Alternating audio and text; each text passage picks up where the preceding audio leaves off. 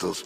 E um outro caso que me chamou muito a atenção é quando nós estávamos já ao término da reunião, mais ou menos 1h da madrugada, eu vi entrarem vários espíritos, principalmente 2 jovens muito bonitas, acompanhadas por uma dama de alto gabarito espiritual.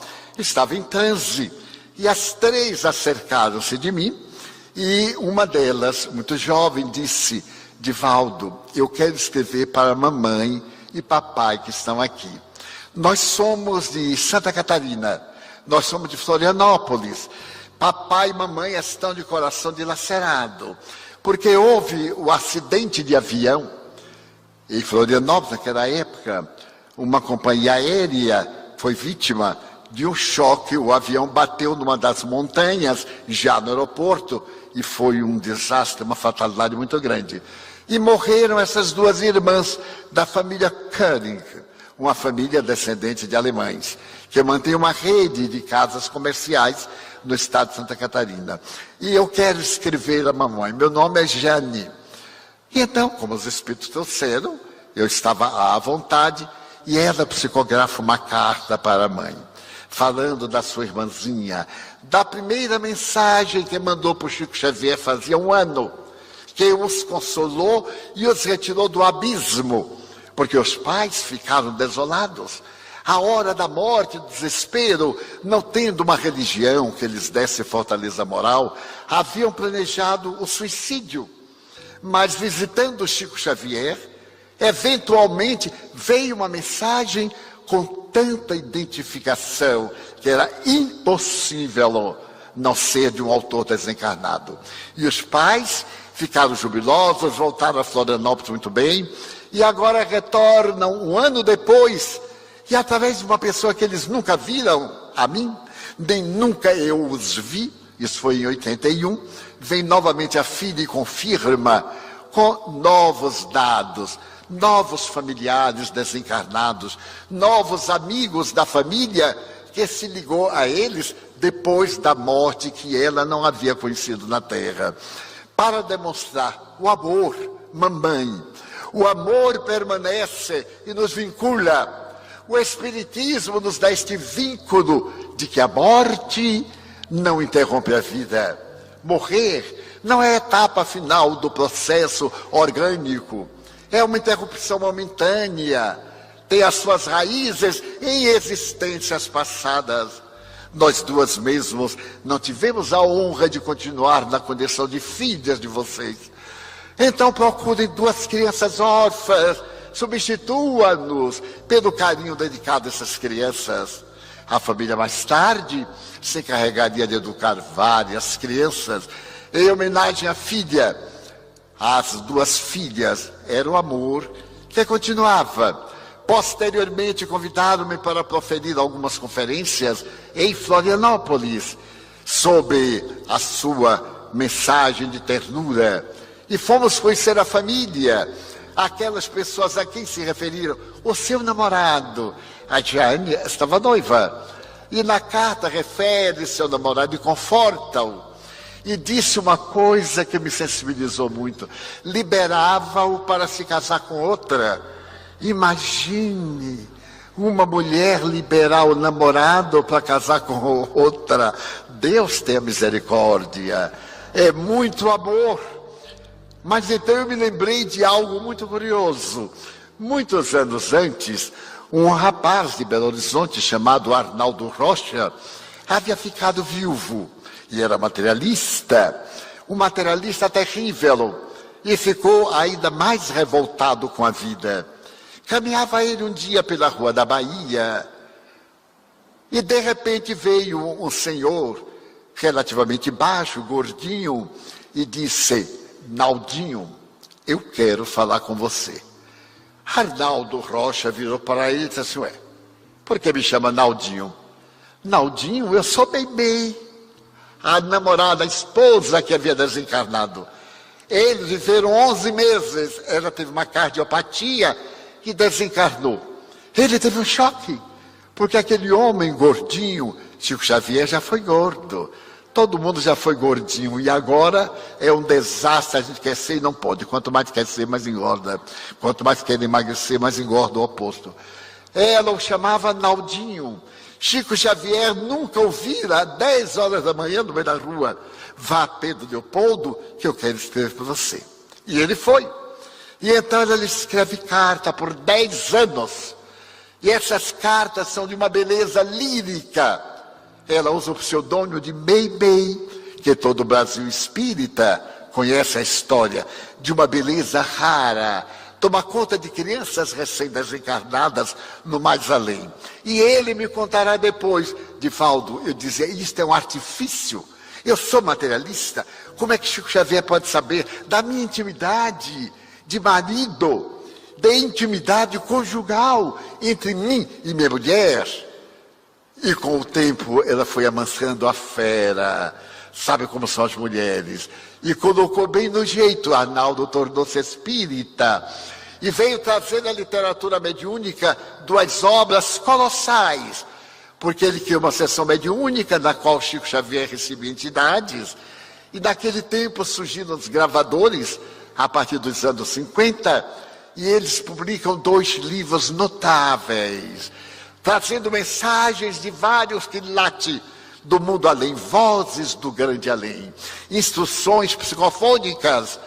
E Meimei, por volta de 1956, ela estava escrevendo Arnaldo ao viúvo, e Emmanuel, o guia Xavier, de Chico Xavier, diz: Meimei, esta é a última carta que você faz ao seu marido. O amor continua no além, mas o casamento não. Você não vai ficar mandando mensagem de ternura a um homem no uso das suas funções. Você se o ama, você vai ceder um passo a outra e vai dizer a ele que não virá mais tão cedo se comunicar. E vai apresentá-lo à futura esposa. E ela então diz a Emmanuel: mas como? Eu vou oferecer meu ex-marido para alguém? Vai, porque se você o ama, liberta-o, não o retém. Então, me contou Chico Xavier que ela ficou muito triste, porque repartir marido, mesmo do além, não é lá grande vantagem. Mas, por fim, ela fez uma carta linda que eu li. Diz assim: Naldinho, temos hoje tarefas diferentes que convergem para o bem. Você já teve outros afetos e eu vou lhe apresentar alguém. E eu vou dizer a este alguém: minha irmã, já que eu não tive a honra de continuar como sua esposa, eu lhe empresto meu marido para você tomar conta, até ele desencarnar e naturalmente voltar para os meus braços. Porque a mulher assim é generosa, ela reparte naturalmente um pouco. E se deu exatamente o contrário, porque Arnaldo dizia: eu não me casarei nunca mais. Quando alguém diz assim, não me casarei nunca mais, é até aparecer.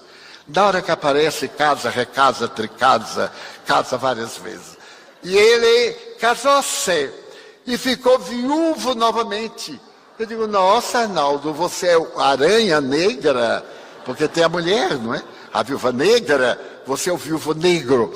E casou-se pela 3ª vez e ficou triviúvo. E Deus o desencarnou logo antes de se casasse novamente, porque o homem era um perigo. E eu agora fiquei perguntando o que é que Meimei fez no além para poder enfrentar 2 outras coleguinhas, porque uma vai lá, mais 2, e 3 enfrentando o mesmo cidadão. Deve ter sido difícil. O amor continua, porque esse amor é a alma da vida. Eu me recordo de algo que me tocou profundamente a alma, e isso deve ter mais ou menos um mês. Eu estava meditando, quando um espírito me apareceu e me contou a sua história. Eu narrei essa história há poucos dias. Foi muito curioso, porque esse espírito foi de um campo de concentração nazista.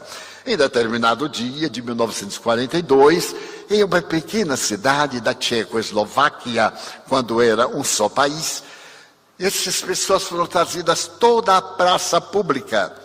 Mais de 300 pessoas, eram todos judeus. A aldeia era hebraica.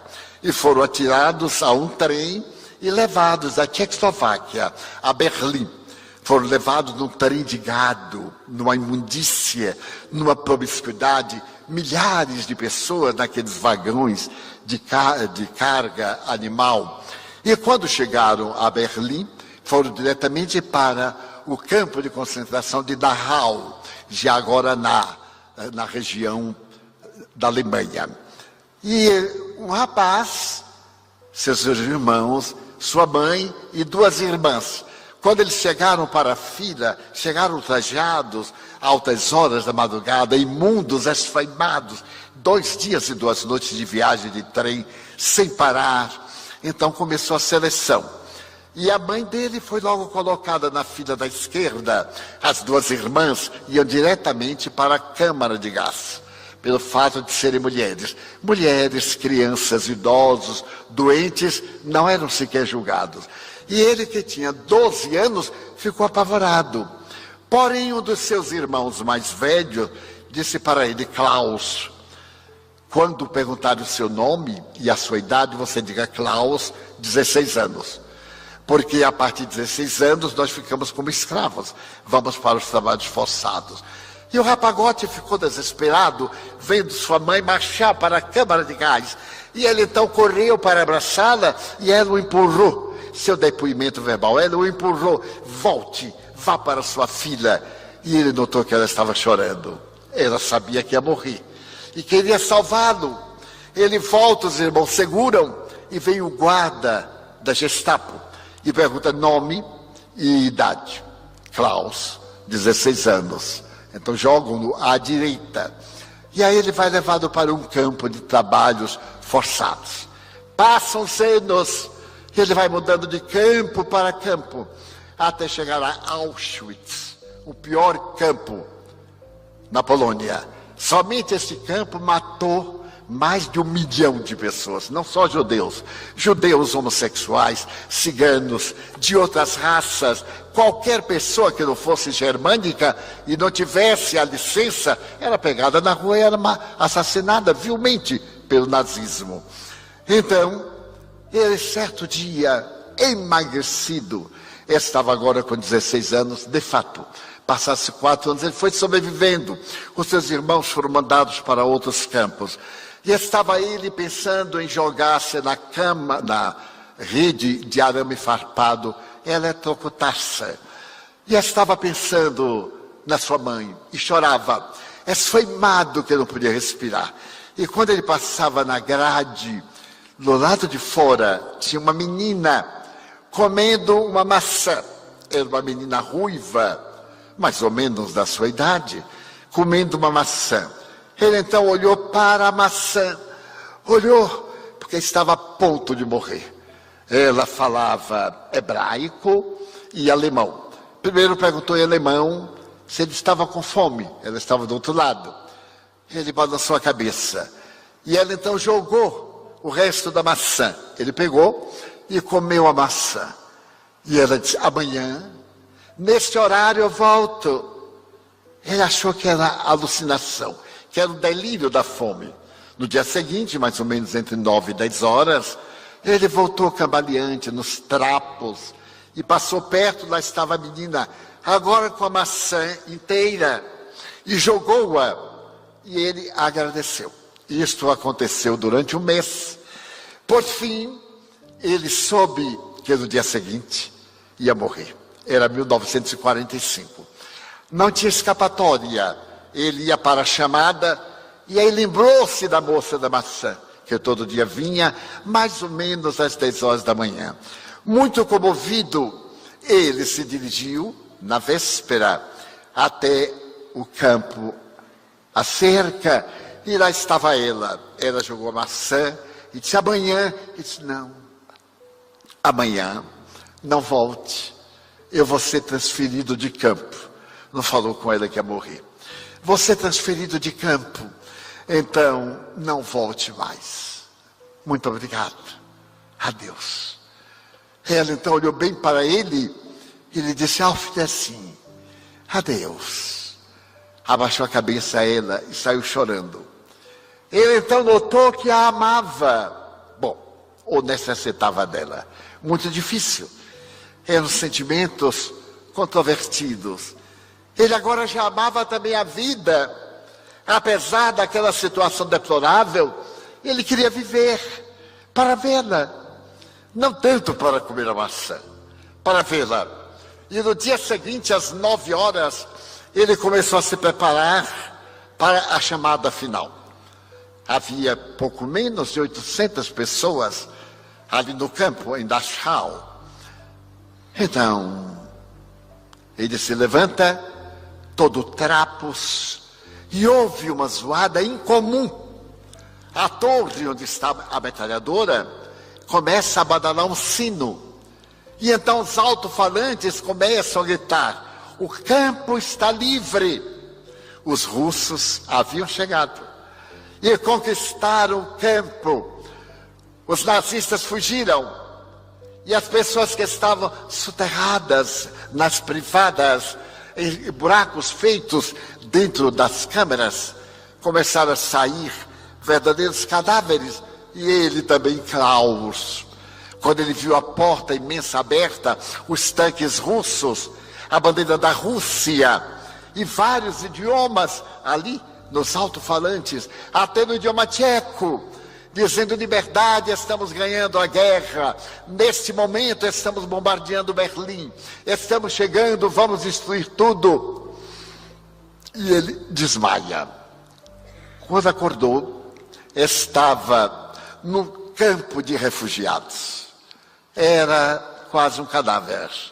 Foi para tratamento de emergência, foi mandado para a Inglaterra, recuperou-se, voltou para a República Tchecoslováquia, destruída para sua aldeia, e conseguiu descobrir, através dos vários serviços judeus, ele era judeu, que seus familiares, 2 irmãos, viajaram aos Estados Unidos. E conseguiram o endereço de um deles, que morava em Nova York. Então ele mandou uma carta, que não podia ficar naqueles escombros. Estava relativamente restaurado, mas as marcas da fome, a problemática do estômago, do aparelho digestivo, dos pulmões. O irmão de imediato mandou-lhe passagem, recursos, para que ele viesse morar em Nova York. Nos arredores de Manhattan, o irmão deu-lhe um negócio e passaram os anos. Apesar de estar livre, ele não estava livre. A psicologia chama conflito de culpa de liberdade. Quem sobreviveu ao campo de concentração, em linha geral, fez um complexo. Porque eu não morri. Porque eles tiveram que morrer e eu não. E necessita de terapia muito cuidadosa. A grande maioria enlouquece, perde a razão, não tem mais ninguém. Todo mundo é desconhecido. Então esse complexo de culpa estava nele. Ele não saía de casa, somente lembrando do campo. Certo dia, uns 10 anos depois, o irmão disse: mas Hitler continua controlando sua vida. Você não venceu. Você ainda está preso nos diversos campos. A sua mente está presa, a sua mente, sua ideia. Tem que quebrar isso. Tem que matar Hitler dentro de você. Não pode você estar livre. Faça o que quiser. Hoje eu vou sair. Arranjei uma namorada. E a minha namorada disse que não vai sair sozinha. Só pode sair com uma companheira. Naquele tempo em que a mulher tinha muito preconceito. Imagina em Nova York a mulher sair sozinha.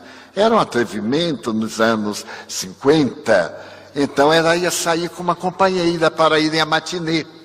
Hoje é tão interessante, eu tenho tanta pena daquele povo de 1950. Tenho tanta peninha de mim, coitado, eu fui de 50. Pois bem, ele então disse: vou levar você para pelo menos conversar com a moça. Eu acho que você não lembra mais que existe mulher, não, você vai. Fui eu que ele trouxe, você vai. Chegou na hora, botou aquele prisioneiro no carro, foi conversando. E ele viu as 2 jovens, a namorada do seu irmão e a outra, uma moça tímida, também com uns 30 anos, mais ou menos. Sentou-se atrás, foram ao cinema. Ele não podia dizer uma palavra, perdeu a facilidade de comunicação. Como está acontecendo agora conosco por causa desse bandido, todos nós vamos ficar mudos, porque o nosso jogo agora é o dedinho, e na hora de falar, falta a palavra. A gente pergunta aqui ao telefone, como é mesmo que eu devo dizer? Eu te amo. E aqui o Google é que vai dizer como é que fala. Muito bem. Depois do cinema, ela perguntou a ele assim, gostou do filme? Ele perguntou por sua vez, você fala Yiddish? Sim, eu sou judia. Ah, eu também sou judeu. Que coincidência.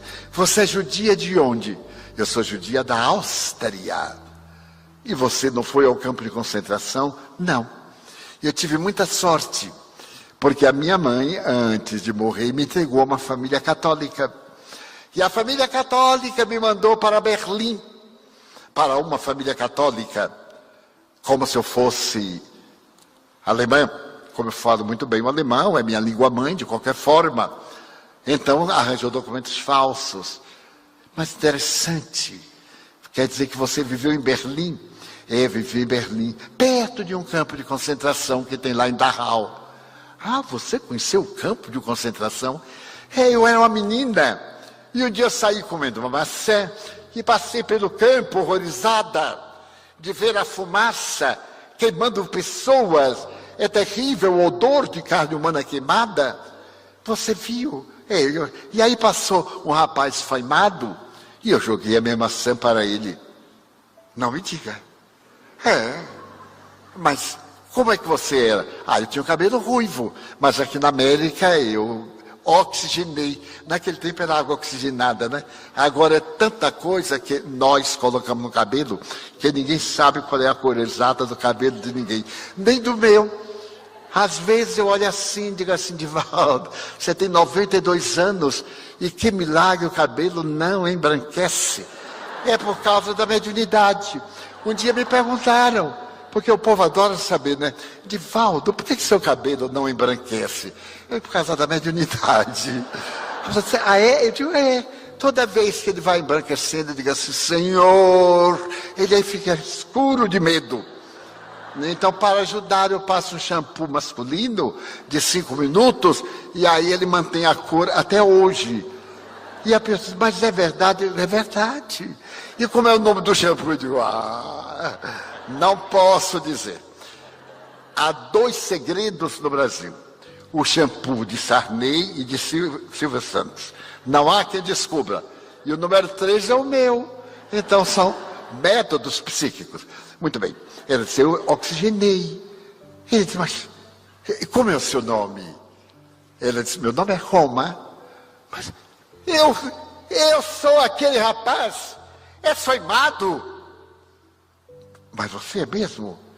Qual foi a última frase que eu lhe disse? Ela abaixou a cabeça. Na última vez, ele me disse que ia ser transferido para um outro campo. E o que é que você fez? Eu joguei a última maçã e saí chorando. E ele saiu de cabeça baixa. Mas não é possível. Aí a mãozinha logo funcionou. Eu amo você. E ela disse, também eu sempre amei você. Então vamos casar. Ela disse, assim? Porque eu lhe amo desde aquela época. Já tem, o nosso noivado tem mais de 10 anos. Antigamente não precisava apresentar, não precisava nada. Amava depois. Ela disse, não, mas aqui na América é diferente. Eu vou lhe levar a minha família adotiva para ter o prazer, porque todos conhecem a história. E ele foi apresentado, casou-se, veio morar na Flórida, teve 2 filhos, desencarnou, deixou netos. E a sua história foi transformada numa película cinematográfica. Ele me contou, O Menino de Pijama, chama a película cinematográfica. E me contou a sua história desse amor que continua, esse amor vivo, vibrante, que uniu essas almas de uma maneira incomparável. Então, quando o amor é verdadeiro, nada o destrói, porque o amor é um vírus. Tem o vírus destrutivo e tem o vírus sublime do afeto. Ele nos dá vida, ele nos mantém, nos dá alegria de viver. Porque a vida sem amor, vamos utilizar de Viktor Frankl, o extraordinário psiquiatra que também esteve no campo de concentração e escreveu uma das mais belas biografias do século XX. O sentido da vida é a história desse psiquiatra que foi para o campo de concentração e se tornou um dos 3 maiores psiquiatras do mundo do século passado. Ele se tornou doutor honoris causa 10 vezes na América e falava imensos idiomas, inúmeros. Viktor Frankl criou uma doutrina. Qual é o sentido da sua vida? Porque uma vida que não tem sentido é uma vida vazia, é uma vida sem significado. E Carl Gustav Jung, o psiquiatra suíço, escreveu: uma vida vazia é uma vida sem sentido. É uma vida que não existe. E mais tarde Jung voltará a escrever: tu podes ser a pessoa mais erudita da Terra, ter cultura, ter estados acadêmicos, mas toda vez que estiveres diante de uma alma, tu estás diante de uma alma. Ama a essa alma. Isso é fundamental, é a questão da mensagem arquetípica do amor que vem de gerações transatas, desde quando nós éramos apenas instintos. No processo antropossócio-psicológico da evolução, quando nós adquirimos a forma bípede, éramos somente instintos. Aprendemos a falar com os pássaros, mas antes de aprendermos a falar, aprendemos a escrever. As escritas rupestres são anteriores à linguagem verbal, que nós aprendemos com os pássaros. Eles emitindo sons e nós emitindo guinchos, naquele Pithecanthropus erectus. E nesse momento nós apenas possuíamos 3 instintos básicos: comer, dormir, fazer sexo. Há muita gente que até hoje está aí parada. Come, dorme, faz sexo, está contente. Eu tenho um amigo que é tão engraçado. Ele é gordinho e está sempre rindo. Sempre me dá a sensação que ele está acabando de acordar, porque está com a bochechinha alegre, para como vai? Graças a Deus, acabo de comer. Então está feliz. Encontro mais tarde, olá, como vai? Morrendo de sono. É o segundo instinto. E de vez em quando eu digo: como é que vai a sua vida afetiva? Afetiva não, sexual. Tudo bem, tudo legal. Os 3 instintos. E então a antropologia diz que de repente, quando o nosso neocórtex, o terceiro cérebro, colocou-se sobre o cérebro mamífero, nosso queixo recuou, nossa fronte cresceu. E então veio aqui o neocórtex e a primeira emoção. A primeira emoção que nós tivemos foi o medo. Que coisa curiosa. Um dia o homem primitivo estava na caverna e estava acostumado na caverna. Era como um cão, um gato, um leão, uma cobra. Não tinha emoção, porque não tinha cerebração pensante. Não tinha o neocórtex. Mas de repente ele viu alguém cair.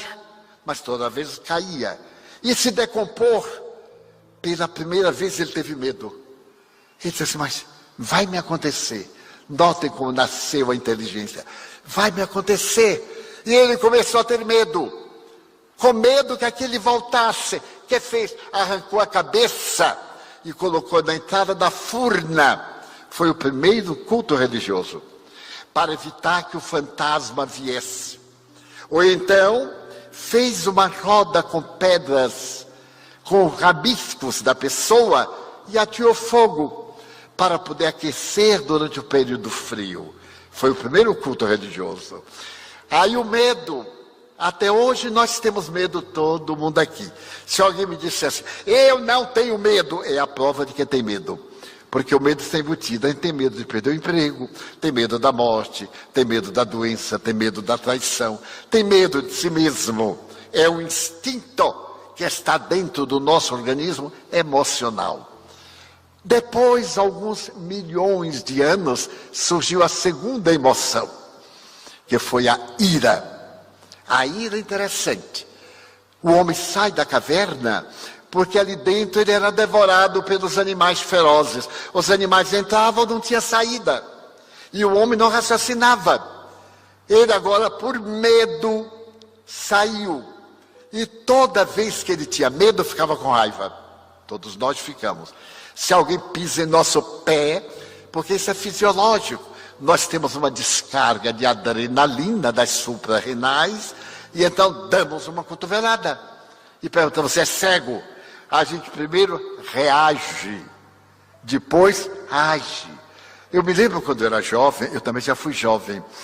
Quando era jovem, depois de uma luta imensa, eu comprei a coisa que mais eu desejei na minha vida. Um sapato marrom e branco. Olha que gosto. Mas naquela época, 1950, eu então comprei o tal de sapato marrom e branco. E entrei no ônibus. E ao invés de eu entrar no ônibus que ia para o bairro Elegante, eu entrei no ônibus periférico, que foi para o subúrbio. E o ônibus foi enchendo. E eu me lembrei de alguém pisar no meu sapato. Aí eu tive medo. Fui recuando, até chegar no lugar que eu não podia recuar mais. De repente, entra no ônibus uma montanha. Aquele homem enorme. E eu disse, meu Deus, ele vai pisar no meu pé. E ele veio, e eu fui fugindo.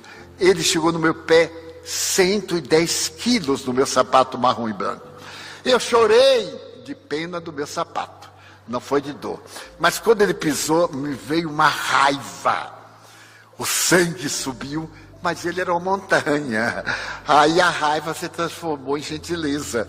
Eu toquei no ombro dele e disse, o senhor não está sentindo uma coisa mole embaixo do seu pé? Ele disse, estou. Eu digo, é meu pé.